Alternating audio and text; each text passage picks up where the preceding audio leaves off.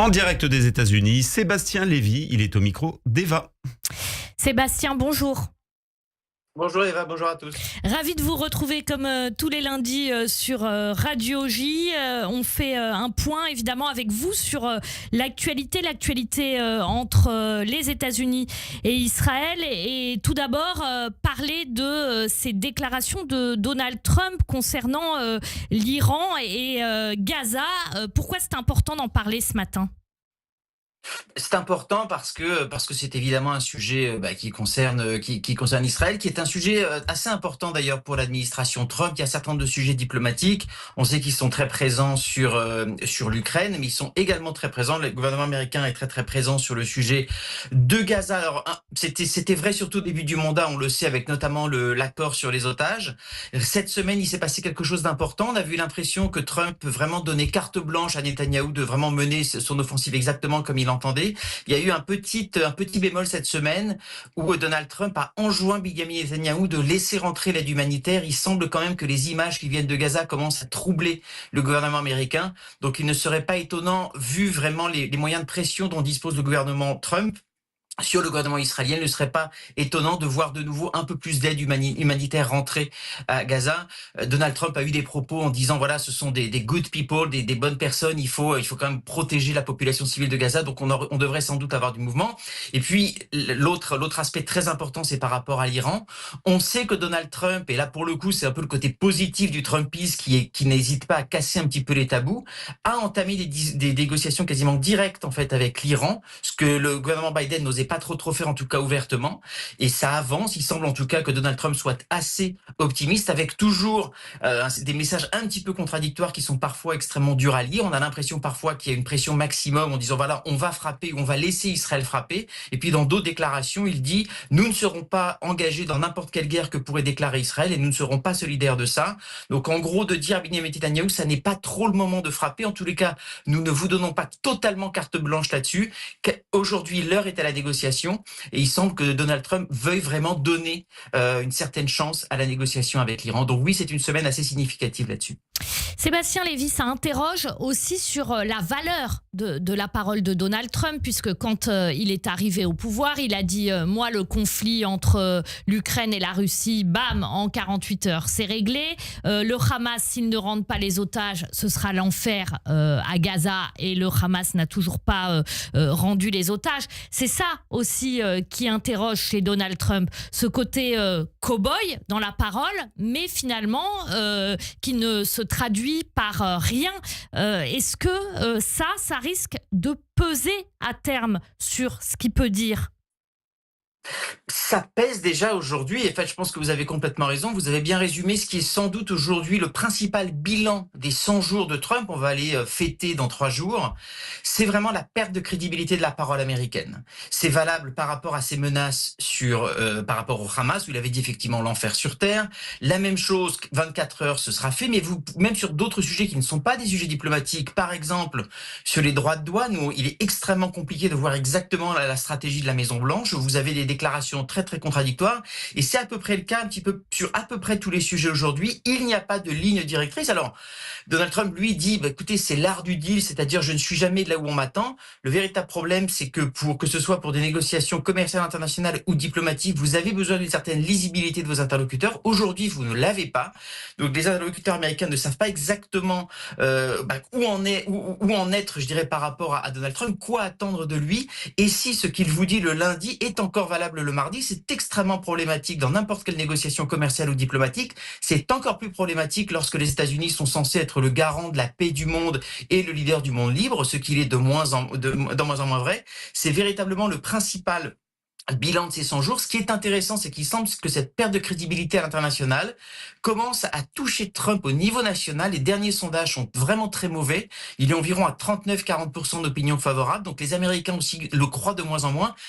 À titre d'exemple, 40% d'opinion favorable aux États-Unis, ça n'est pas du tout 40% d'opinion favorable en France. C'est un très mauvais chiffre. À titre de comparaison, Biden Bush ou Obama étaient au bout de son jour de présidence à 55 à 60% d'opinion favorable.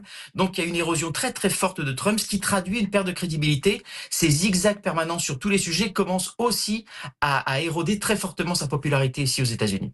Et puis, il y a cette affaire de Pete Hegseth avec les fameux groupes Telegram où finalement, il y a des gens qui n'auraient pas dû y avoir accès alors qu'il était question de dossiers importants, secrets, des frappes au Yémen et qui y ont eu accès. Ça interroge sur deux choses. Déjà, est-ce que c'est normal en diplomatie américaine que ce genre de problème se traite via des groupes Telegram? Ça semble vraiment bizarre.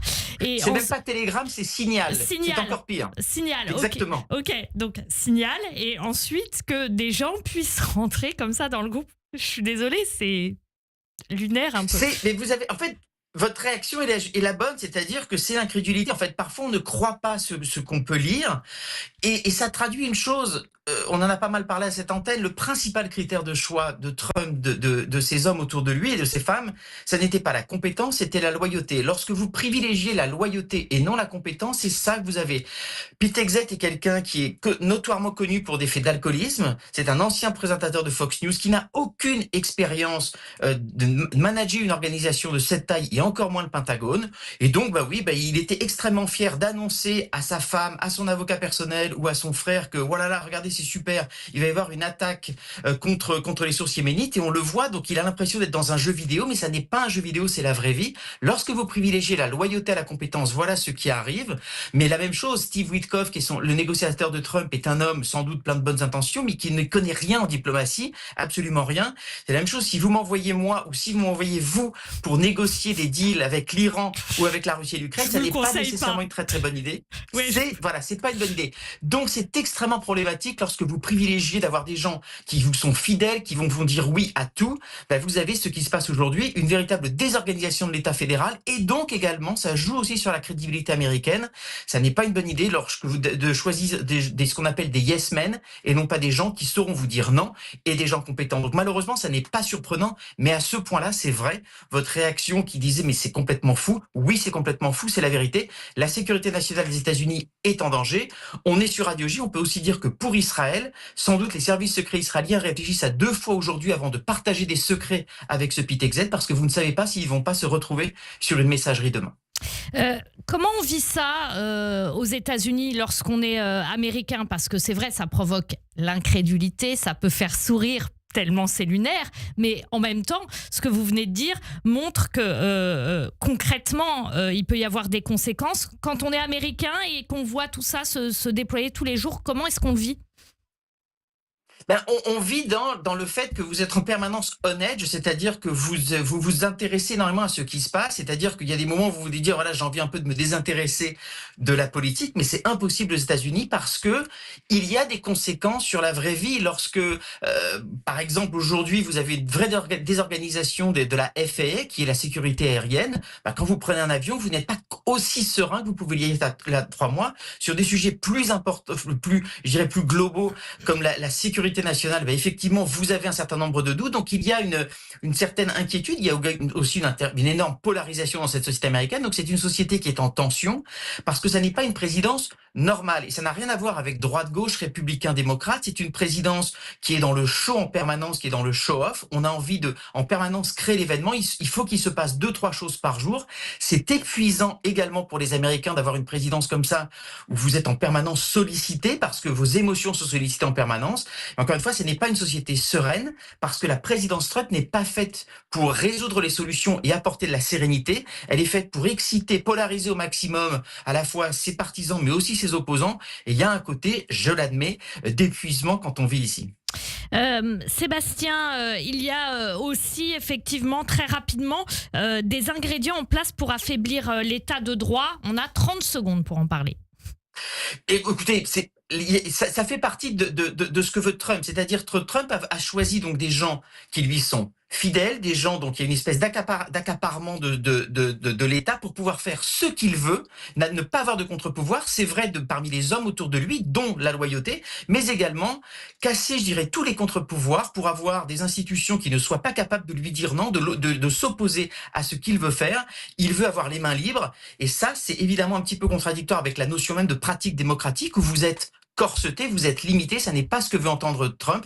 C'est la raison pour laquelle Trump s'en prend au contre-pouvoir et donc s'en prend, je dirais, à ce qu'on appelle aux checks and balances, c'est-à-dire le cœur même de la démocratie américaine. Il ne veut pas avoir de limites et ça conduit aujourd'hui à un vrai affaiblissement de la démocratie américaine. Merci beaucoup Sébastien Lévy. On vous retrouvera bien sûr la semaine prochaine avec Ilana Ferradian, qu'on embrasse bien fort d'ailleurs ce matin. Tout de suite 6h30 le journal.